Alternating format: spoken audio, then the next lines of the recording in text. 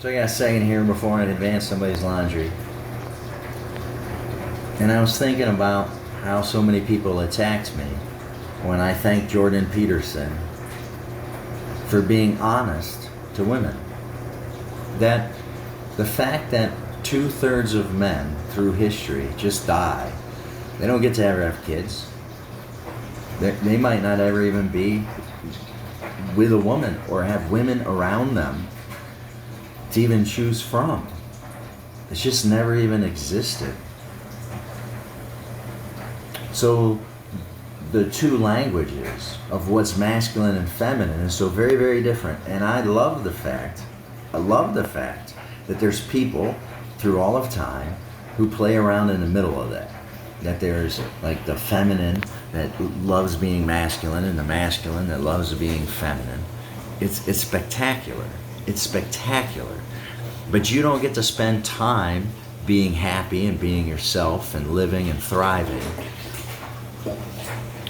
if you're not healthy. You're not healthy. And so many of the young ladies aren't healthy because they didn't have an example of their moms being healthy, or their grandmothers being healthy, or their great-grandmothers being healthy.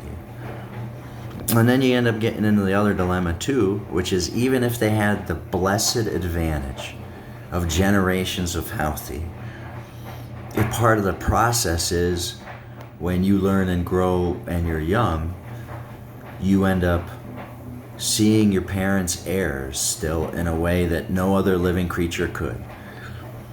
And then because of that, great gift because of that, lets you change and grow in spectacular ways, right? As you shatter later your bad habit. But that sometimes those bad habits get so overwhelming that girls lose themselves. Like when you say something you know is not true, you will get a strong feeling. So a strong feeling can become so very important for so many reasons, correct or incorrect. It could be that strong feeling's talking to you, or it could be your grandma was in a similar choice and made a very different, or a similar emotion came up. I watched a grown man in terror as the most loving Sasha, our Burmese mountain dog, walked up to him. And as soon as he got scared, Sasha looked at me and I was like, well, come over here and sit down, Sasha, and lay down. He'll get it. And then I asked him, can I give you a hug? And he nodded yes. And when I held him, he was 280, 320 pounds, 6'5", of a little beautiful five-year-old boy, probably.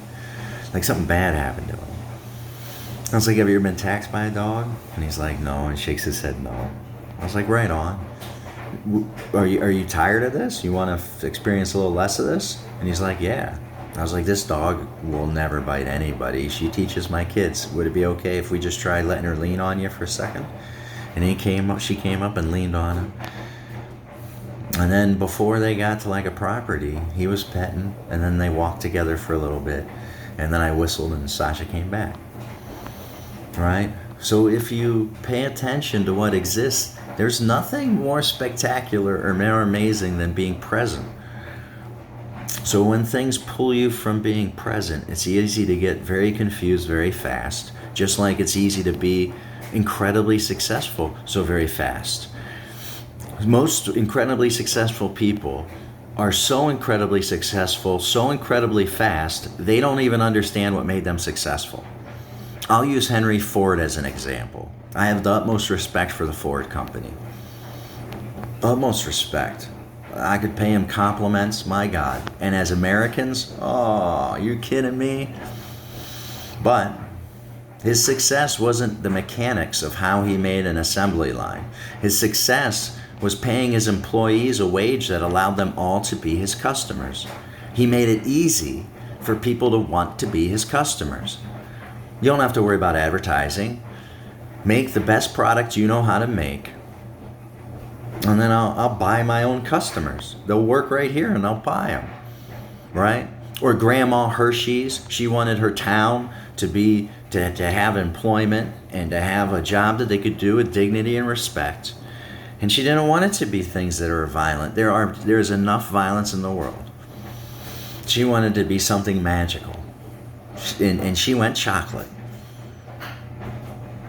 Now, they made money every quarter they ever existed. So how is that beautiful American story being serviced when you outsource it to go to add one more shekel? One more shekel. You know, Andrew Carnegie, the reason Andrew Carnegie believed marketing should be made illegal is because to advertise, by definition, is to lie. So what would be the effect if you had everybody, instead of like Benjamin Franklin didn't love a religion, he loved all religions because it allows people to spend more time in the presence of truth. And then when something real painful happens in your life, you're not screwing everything up just because you haven't spent enough time in the presence of truth. That's why in cultures where people don't go to church as much, there's more comedy clubs or art or be active in a sport, fencing, jiu-jitsu, horseback riding, right? Mountaineering. There's lots of different ways here. So when you get something right, you're going to get it really right, Katie and Leah. And when you make a mistake, it's really easy to make the same mistake a whole bunch of times, right? So your gut has in you both the wrong choice and the right choice in many instances, precisely because your mom and your dad are so different. I loved the way she smelled. She loved the way I smelled. I loved the way she tastes. She loved the way I taste. We loved everything about each other, and that was our biology picking each other out. It meant that our genetics were the most different of anybody else. That's what drove that feeling. When I looked at your mom, relationships are reflective. When I looked at your mom, I saw an aspect of me, just like she did with me. It was easy to fall in love with your mom because I was falling in love with myself. And I was falling in love with myself for the first time because I came from too much abuse, too much chaos, too much of people's willingness to serve fear and avoid truth and that discomfort. Katie, when you ran so very hard and you got to go to state and you weren't even old enough to be there, you almost got yourself, you were like a couple slots away from having a trophy. And I told you I was more proud of you that day, not because you got a trophy, but because you did that on your own. You did that without your father's help, running next to you, yelling and driving at the very aspect of what you are. Right? I wasn't there for me, love. I was there for you. So remember, to be healthy is to have a healthy boundary. And traditionally, through all of time, that best answer has been, you believe in God. And then when you find that perfect match, you believe in each other. And if your goal is to have kids, and your goal is to be married, and you would like to meet married couples that are still happy, and when you have a say on a piece of paper, write down, are you happy in your marriage? They say yes more than 80% of the time. Then wait. If you sit with a feeling long enough, if it's untrue, it fades and goes away. If it's true, it might not stay the same, but it blossoms in the most magical and spectacular way. Like grapes on a vine, if you're Christian. It's amazing. It's amazing. And never let somebody tell you when you don't have enough air, water, food, shelter, clothing, socialization, medicine, leadership. When you don't have these things, it's very hard to be healthy. It's very, very hard. So you had the advantage of me, kiddo, that when you were talking ass to yourself, you heard your father love you and say, don't do that. Don't do that. Remember that you had the benefit of a father who had been with tribes, and we would hold hands in a circle, And the one of you that was struggling was in the center of the circle, and we gave thanks for what we love about the person that was struggling. So often when we feel low, we feel lower than we should because we're not loving ourselves and appreciating ourselves enough. I would say those things to you, Katie and Leah. I would also like to remind you that you chose. You chose. I did say that I could buy you out of this problem. That I'm successful enough and enough of my friends are successful enough, I can purchase the corruption of the court. So Ella, you wouldn't have had to gone through this. And Leah, after all, you answered very quickly because you got a bear to figure out how to do that bow just like Brave.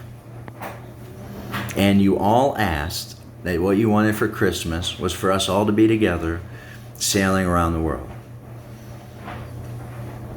Right? You got this. And sometimes when you don't think you got it and you feel you need an angel or a stuffed bunny rabbit or a blankie, you really think, I think there's something wrong with that. But when you spend time with that, you're building in it a token. So build in it something beautiful. Beautiful. And I would like to suggest that one of the ideas is that your dad knows that you were born, your birthright is to be better than an angel. And how you get there, how you become Wonder Woman, how you become Iron Man, how you become The Rock, how you become Joe Rogan, how you become whoever. And by the way, don't compare yourself to others. Knock that off. And don't hang around people that compare in every way. It's unhealthy. Athletes, engineers, physicians. Are you listening? Cops.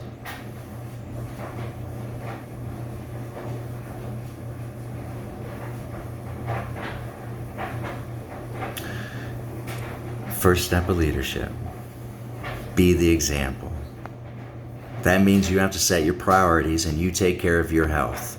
And if somebody's sitting next to you and they're struggling in their health, but you have a problem, you can't help.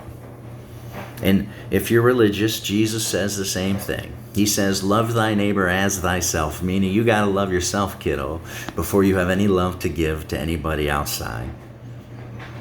You're at a tender time. You're vulnerable. And there are evil things. And evil exists because people choose to practice it. And evil is, you're practicing evil, it's simple. When you know something's wrong and you do it anyways. You know this. So why shouldn't you feel anxious when you chose to practice evil in a day and you give other people judgment, most importantly yourself? But if you're doing it to yourself, you're doing it to someone else, right? So since we're all going to experience this and we're going to experience all these beautiful ups and downs, I would suggest to you, love, that use it to your advantage. And when you have a down, remember yourself to be the phoenix, because that story speaks to you.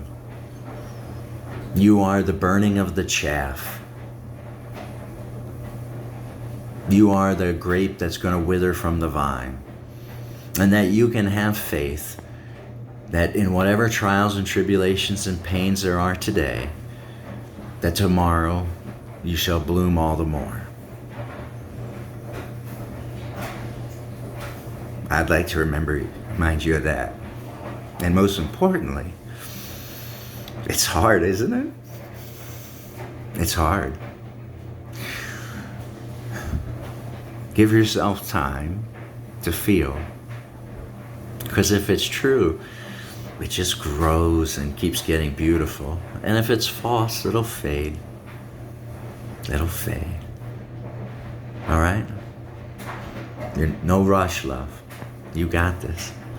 And that's what I'd say to my daughter. That's what I'd say to her. That's how I talk to my daughters. So to all those people who think that that's horrible, you're welcome for being triggered. And to all those of those daughters who have been through the chaos and found that beautiful, it was your hardship that you survived that allowed for that idea to feel good. Well done, love. Well done. And like I said to my kids all the time, and I get in the habit now of saying to everybody else, is know you're the possessive you're, and you are, 2 words, love. Because in a endlessly fractal universe, when you feel bad, everything around you and the very universe itself does as well. So says that atheist astrophysicist. We're all endlessly interconnected, love. So you came here because you're God's gift to the earth. I didn't make you. Your mom didn't make you. Did she make those cookies in that oven? Or did Dad? So why aren't you thanking the oven? Don't thank me for making you. It was God. It was God, love. I'm just here trying not to screw it up too bad. I miss you, and I love you so very much. Know your love.